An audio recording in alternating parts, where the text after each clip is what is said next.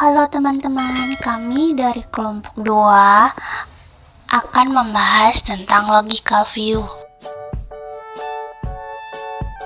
Nah teman-teman, sebelum masuk ke topik, kami ingin memperkenalkan diri. Yang pertama, nama saya Mas Dalifah Arlija dengan NIM 2022102040. Yang kedua, perkenalkan, nama saya Agnes Sintana dengan NIM 2022102006. Perkenalkan, nama saya Rizka Mailani dengan NIM 2022102037. Sekarang kita masuk ke topik pembahasan yang pertama yang akan dijelaskan oleh Mas Dalifah. Yang pertama, saya akan membahas tentang logical view. Apa itu logical view? Logical view berkaitan dengan bagaimana pemakai secara konsep bisa mengorganisasi, memandang, dan memahami hubungan antar data.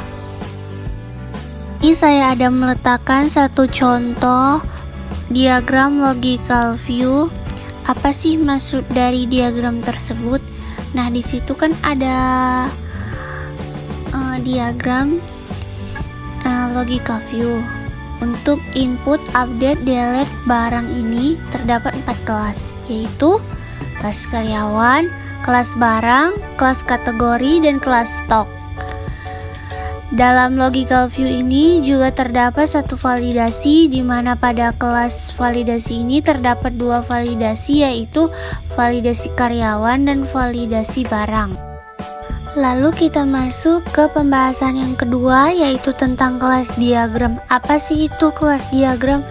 Nah, kelas diagram atau diagram kelas adalah salah satu jenis diagram struktur pada UML yang menggambarkan dengan jelas struktur serta deskripsi kelas, atribut, metode, dan hubungan dari setiap objek.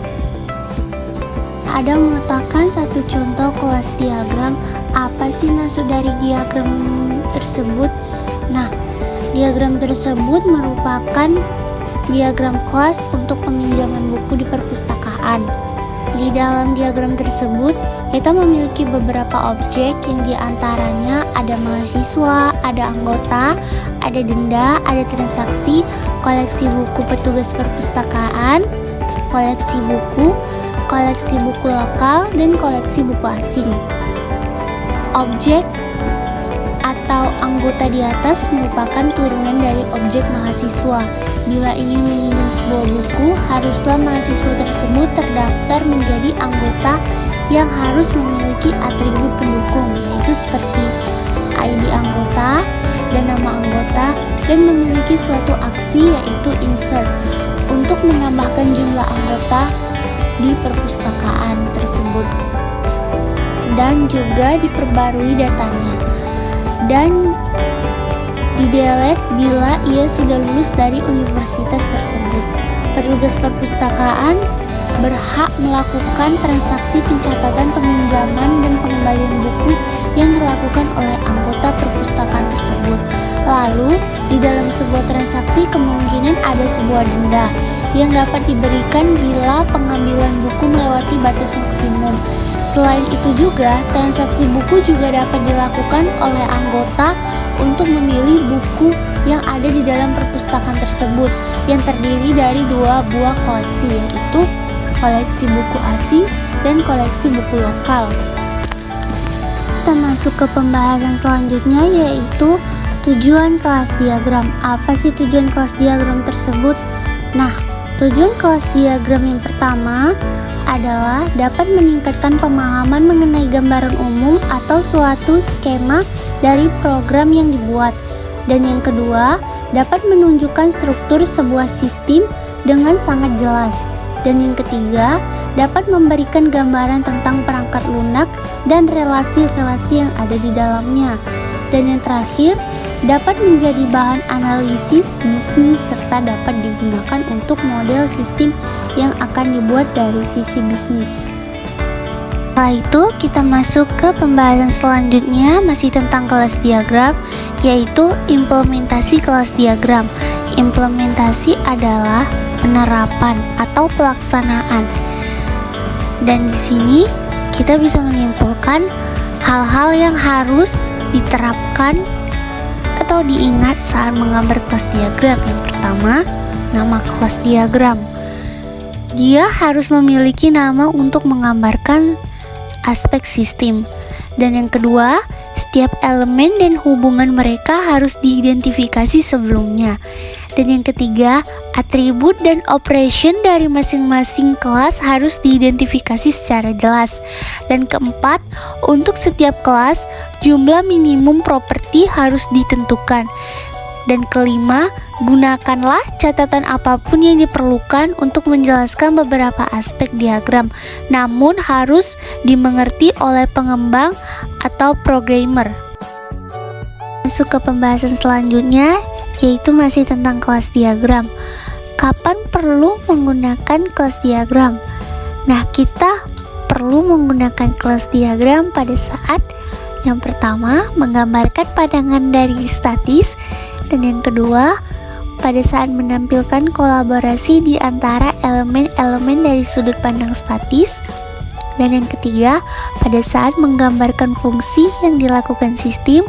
Dan yang keempat, pada saat konstruksi perangkat lunak yang menggunakan bahasa berorientasi objek. Nah, lalu kita masuk ke pembahasan yang ketiga, yaitu tentang objek diagram. Apa sih itu objek diagram? Nah, objek diagram adalah salah satu perancangan sistem yang digunakan untuk menjelaskan tentang nama objek, atribut, dan metode yang dipakai. Objek diagram memberikan sebuah gambaran dari objek-objek dalam sebuah sistem pada satu waktu. Nah, lalu kita masuk ke pembahasan selanjutnya, masih tentang objek diagram, yaitu tujuan objek diagram. Nah, di sini ada beberapa tujuan yang terdapat di dalam objek diagram, di antara lainnya yang pertama, untuk menggambarkan seperti apa hubungan antara objek-objek yang ada, dan yang kedua, untuk melakukan pengujian terhadap kelas diagram dengan memanfaatkan objek diagram tertentu. Dan yang ketiga, untuk memeriksa literasi pada sebuah program. Dan yang keempat, untuk menghasilkan gambar dengan resolusi tinggi dari sebuah sistem yang sedang dikembangkan.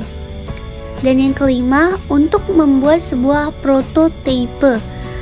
Dan yang keenam, untuk membuat permodelan data yang bersifat kompleks.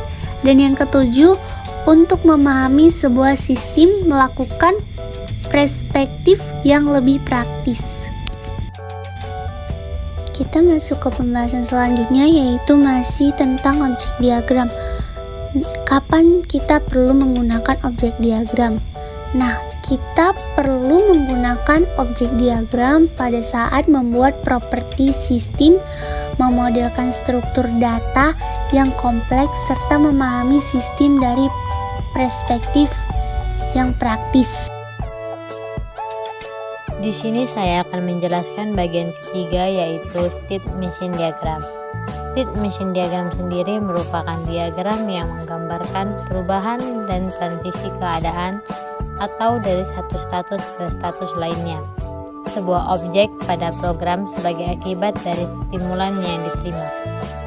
Berikutnya di bawah ini terdapat contoh simbol state machine diagram. Dapat kita lihat pada gambar ini. Yang pertama terdapat notasi state. Digambarkan berbentuk segi empat dengan sudut membulat dan memiliki nama sesuai kondisinya. Yang kedua, ada notasi inisial atau titik awal. Digunakan untuk menggambarkan awal dari kejadian dalam suatu diagram. Ini ditandai dengan lingkaran hitam. Dan yang ketiga, ada notasi final atau titik akhir. Digunakan untuk menggambarkan akhir dari kejadian dalam suatu diagram. Ini ditandai dengan lingkaran kecil dan di tengahnya terdapat bagian lebih kecil lagi. Dan yang keempat ada guard. Guard yang merupakan syarat terjadinya transisi yang bersangkutan. Dan yang kelima ada point atau transition. Digunakan untuk menggambarkan apakah akan masuk atau disebut juga entry point ke dalam state atau akan keluar atau disebut juga exit point. Ini ditandai dengan garis tanda panah. Dan yang keenam ada event. Event digunakan untuk mendeskripsikan kondisi yang menyebabkan sesuatu pada state. Dan itulah notasi state beserta dengan penjelasannya. Selanjutnya, setelah kita mengetahui simbol-simbol dari state machine diagram, sekarang kita sampai pada contoh state machine diagram. Berikut ini sudah saya tampilkan contoh dari state machine diagram. Dapat kita lihat bersama-sama pada diagram tersebut. Dari diagram ini menunjukkan adanya 3 state, yaitu tunggu, terkunci, dan terbuka, yang ditandai dengan yang sudah diwarnai. Diagram ini juga menjelaskan mengenai aturan-aturan untuk berpindah dari satu state ke state lainnya. Aturan ini tertulis dalam transisi atau poin yang sudah ditandai garis panah. Transisi menunjukkan pergerakan dari suatu state ke state lainnya. Transisi juga memiliki label yang terdiri dari 3 bagian, yaitu yang pertama event, berupa trigger atau pemicu terjadinya peralihan pada state. Yang kedua guard, menunjukkan adanya kondisi atau jika mensyaratkan adanya kondisi dalam bentuk buelan. Yang ketiga activity, merupakan behavior yang dieksekusi selama transisi. Penjelasan selanjutnya, dalam state tunggu, jika lilin diambil dengan pintu tertutup, maka akan melakukan aktivitas menunjukkan lubang kunci dan pindah ke state terkunci. Pada state terkunci, jika kunci diputar dengan kondisi obor terpasang, maka akan melakukan aktivitas membuka lemari besi. Namun, jika kunci diputar dengan kondisi obor tidak terpasang, maka akan mengeluarkan monster dan selesai. Berikutnya, dari state buka, setelah lemari besi terbuka, maka hanya ada kondisi tertutup, atau dalam hal ini kembali lagi ke state tunggu, dengan event yang menyertai lemari besi tertutup. Nah, itulah dia penjelasan dari contoh state machine diagram dari gambar yang sudah ditampilkan. Selanjutnya kita akan masuk ke pembahasan berikutnya. Selanjutnya kita akan membahas kapan perlu menggunakan state machine diagram. State machine diagram digunakan untuk memodelkan keadaan state dan kejadian yang beroperasi pada suatu sistem. Secara lebih khusus, penggunaan state machine diagram ini bisa digambarkan yang pertama untuk memodelkan status objek dari suatu sistem, yang kedua untuk memodelkan sistem reaktif, yang ketiga untuk identifikasi event yang bertanggung jawab untuk perubahan state, dan yang keempat untuk forward dan reverse engineering. Struktur diagram. Komposite struktur merupakan gambaran dari sebuah struktur sistem yang ada di dalam klaster. Diagram ini juga digunakan untuk memberikan gambaran mengenai pengaturan serta hubungan yang terjadi antara bagian satu ke bagian yang lain. Nah, di sini ada satu contoh kasus composite struktur diagram yang dimana penjelasannya adalah yang pertama, kotak yang berisi nama dari sebuah struktur classifier yang digambarkan, sementara kotak yang besar yang ada di bawahnya merupakan komponen dari struktur internal yang terdapat di dalam classifier tersebut. Lalu kotak tersebut adalah pusat prosesor yang terdapat pada sistem ATM. Yang ketiga, terdapat 4 kotak yang memiliki nama part box. Untuk baris, setiap kotak dinamakan sebagai row part atau baris bagian. Kotak yang memiliki ciri khas berupa garis putus-putus dinamakan reference row. Garis tersebut dinamakan jalur bus yang digunakan untuk mengkoneksikan antara part.